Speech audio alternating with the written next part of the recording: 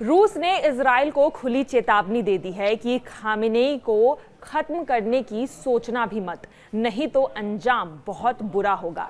Israel की गुस्ताखी पर पुतिन की सीधी धमकी आई है। ईरान को खुलकर समर्थन दे रहा है रूस। नमस्कार, मैं मेघा स्वागत करती हूं आपका न्यूज़ 18 के डिजिटल प्लेटफॉर्म पर।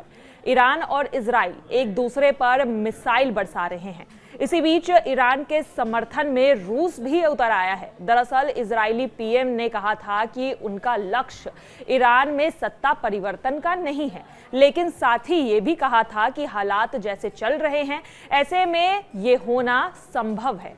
रूस ने सत्ता परिवर्तन की बात तो पूरी तरह से अस्वीकार बताया था।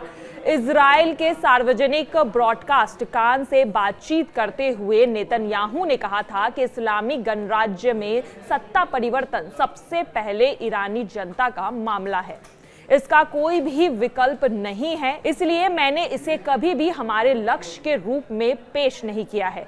हाँ, यह हमला होने के बाद नतीजे के रूप में देखा जा सकता है, लेकिन यह इजराइल का औपचारिक लक्ष्य नहीं है। इजराइल के विदेशी मंत्री गिदोन सार ने भी इस बात की पुष्टि की थी कि फिलहाल ईरान शासन को बदलने की कोई भी आधिकारिक इजराइल नीति नहीं बना रहा है।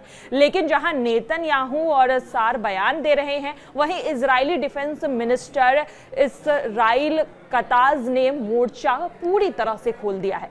उन्होंने कहा है कि ईरान के सर्वोच्च नेता अयातुल्ला अली खामेनेई को अब और जिंदा रहने की इजाजत नहीं दी जा सकती है। उनका दावा है कि हाल ही में तेल अवीव के पास एक अस्पताल पर मिसाइल हमले के पीछे खुद खामेनेई का हाथ था, जिससे दर्जनों लोग घायल हुए हैं। इसी बीच रूस ने इस पूरे घटनाक्रम पर तीखी प्रतिक्रिया दी है। क्रेमलिन के प्रवक्ता दिमित्री पेस्कोवा ने एक न्यूज एजेंसी से कहा है कि ईरान में सत्ता परिवर्तन की बात भी अस्वीकार्य है, और अगर कोई खामेनेई की हत्या की सोच भी रहा है तो समझ ले कि वह पेंडोरा बॉक्स खोल रहा है।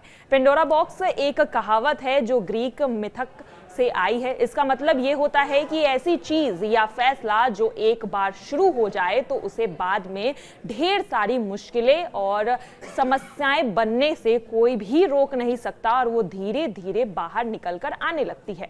उन्होंने कहा है कि ईरान में सत्ता परिवर्तन अकल्पनीय है। कोई सोच भी नहीं सकता कि ईरान में सत्ता परिवर्तन हो सकता है।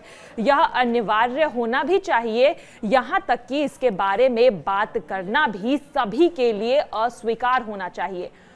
पेस्कोवा ने आगे चेतावनी भी दी। उन्होंने कहा कि अगर ऐसा हुआ तो ईरान के अंदर से प्रतिक्रिया आएगी, और वह प्रतिक्रिया बहुत उग्र होगी।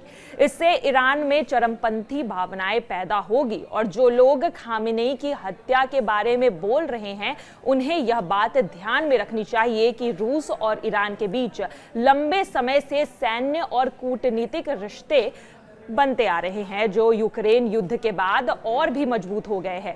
ऐसे में रूस की यह चेतावनी इजराइल और अमेरिका के लिए एक अहम संकेत मानी जा रही है। खुद खामेनेई ने भी अमेरिका और इजराइल दोनों पर हमला बोलते हुए कहा था कि अगर अमेरिका को बीच में कूदना पड़ा तो इसका मतलब साफ है कि इजराइल असफल हो गया है। उन्होंने ये भी जोर देकर कहा था कि इजरायली शासन की कमजोरी ही उसे दूसरों के सहारे की जरूरत महसूस हो रही है।